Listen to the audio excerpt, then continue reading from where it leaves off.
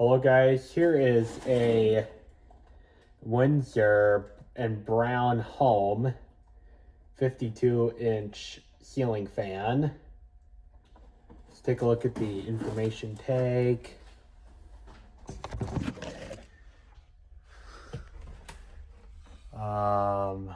Where is it? It's right here, I think. You can read the informations if you want. Says it's a 0.8 amp motor and it's from looks like March of 1996. So this thing is 30 years old as of the time of this taping because it's now 2026. I got this fan from Face, Rip You Off, Steal Your Data, Provide Zero Customer Service, Lying, Dishonest, Stupid Garbage Book Platform, Ban You for No Reason. I got this fan and it's for $20 on there. Got it a couple months ago and just haven't had time to put it up, but now I have time to put it up and I think it looks pretty good. This fan has the original box. Here it is. Unfortunately, this was open at one point, so some of the parts are kind of damaged, but it's still cool to have the original box. And also, the parts that got damaged were like down rod, and those you could easily swap out. I think that's part of the barcode tag I would have had 30 years ago. And judging from you guys looking at the information tag, I'm probably going to get a lot of comments like, oh, it's a Herritage, a Lanchester.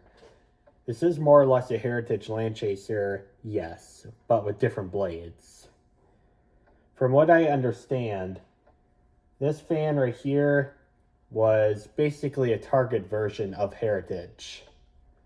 Like, Windsor and Browne Home made plenty of other models that looked very similar but had minor differences, such as like changing up the blades or changing the motor housing, things of that nature. And this thing changed the blades. A normal Herritage blade would be a pointed tip with the more typical blade brackets, kind of like these. These are actually Herritage, by the way. These blades right here, these are pretzel irons, and these have a more like rounded off tip, not the pointed tip. And I think it still looks pretty presentable. I mean, there's certainly much uglier blades than these. And it still has a polished brass switch, so I mean, even though this was probably very cheap, it is still working 30 years later. Although this was brand new in the box, so that could be a factor. And before I demonstrate the fan, because I feel like I have to do this every time I record something that's Herritage. There's probably going to be a lot of people in the comments box saying stuff along the lines like, oh, it's a Herritage. You should destroy that stupid thing. How dare you buy this stupid thing? Well, I'm going to tell you guys right now that that commentary is very uncalled for, simply because of the fact this was an economy grade product back in the 90s. Back in the 90s when this was sold, you would probably get a very cheap price, like I think $55 or $60, if that. And this fan right here, I think for $55 or $60, I think that's totally acceptable for something like this. Because when you go to the Home Depot, you're not going to see much of anything below 100. And those models that are below 100, with the exception of the Littleton, are all hideous. So I think 55 or 60 for something like this is totally acceptable. Unfortunately, I think that price is now inflated, so that is a sad fact to consider there. But anyway, let's not waste much more time on this. Although something else I have to mention, for a good deal like 55 or 60 bucks, I think this has everything you need. I mean, the purpose of a fan is to move air and make you feel more comfortable. And this does that. It's just a motor with blades, simple design, nothing too special, just a fan that works and does well. And you don't get that out of some cheap piece of junk made today, or very few fans. The Boston Harbor fans, I think they do pretty good. But everything else made today, I think it's kind of trash. So I think the Heritage fans are a little bit better. And no, this doesn't pull as much air as Casablanca does, but it doesn't aspire to. Casablanca fans were hundreds of dollars. This was, as I said earlier in the video, about $50 or $60. So I think for that, you get for price to performance ratio, I think you do get a lot. There's no stupid rubber flywheels. There's no fancy electronics. The mounting system's fairly easy to do. But anyway, let's not waste any more time. Let's go ahead and demonstrate the fan. Here's low. And if I remember correctly, this fan was actually very quiet.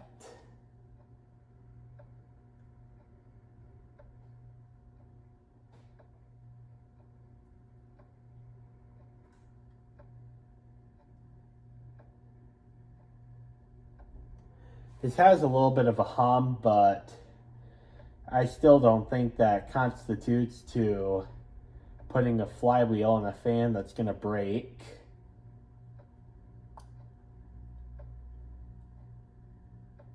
This is a nice slow low, and I can hardly hear it. And I'm standing closer to this thing than what you would in a regular use case.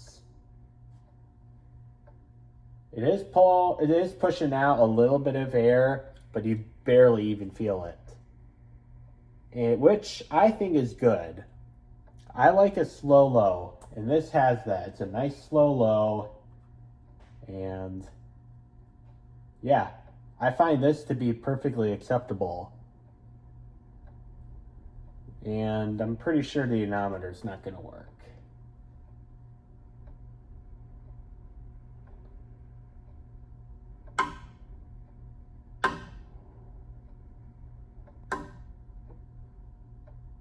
Look at that. The anemometer actually works. You get 118 out of this. The area that I think I'm going to use for this thing, I think I'm going to use 13 because I think I calculated a 10-inch circle of no air. Just measure that real quick. Yep, 10 inches. So we're going to use 13 as the number. We get 1,534 CFM. The power draw is 30 watts and 0.24 amps. And the power factor is 1. Medium. This, I think, does take a little bit more to start up than what the last Herritage Lanchester did.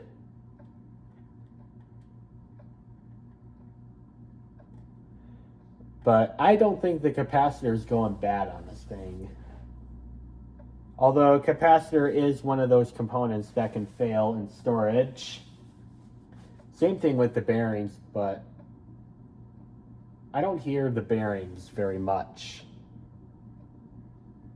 I think they are a little bit noisy, but they may just need a break-in period. Either way, I don't think it's going to be worth changing the bearings on this thing. If the bearing noise is easily ignorable by just putting on another fan or something like that, I think it would be acceptable.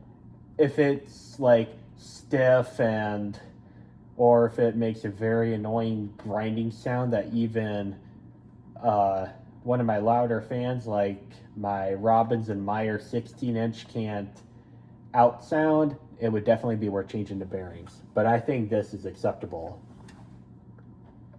Now let's go ahead and get another anemometer test.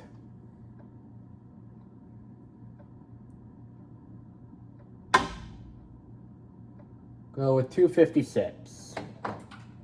So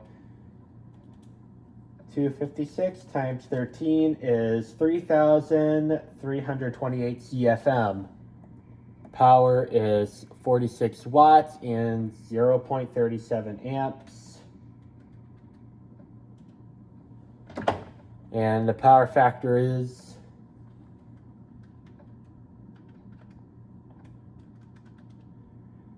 1. And now high.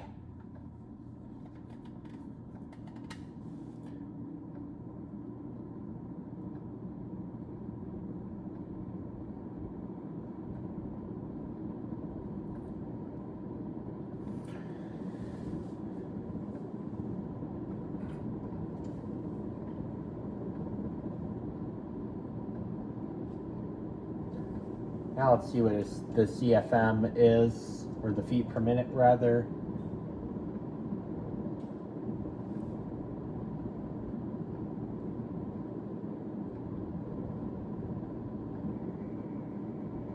Go with about stuck between 413 and 433.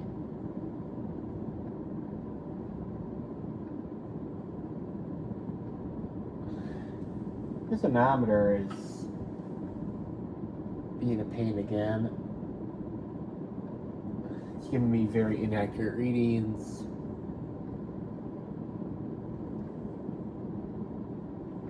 Okay, my power thing just shut off.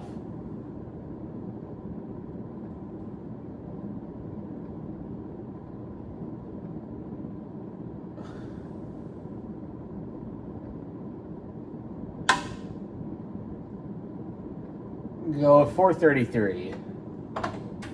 So 433 times 13, 5,629 CFM. Power rating is 75 watts and 0.61 amps with the power factor of 1. So 5,600 CFM I think is pretty respectable for something like this. I don't know what you all are talking about Herritage fans being bad. Because this is running absolutely perfectly. And other than the airflow noise, which I absolutely could live with, this thing is very quiet. It's a little bit wobbly, but that's really nothing to complain about. And I'll reverse the fan, which the reverse switch is positioned. The reverse switch is positioned upside down. So down for updraft and up for downdraft, which is counterintuitive. That's just the way it is. Reverse works. I'll switch this back to forward.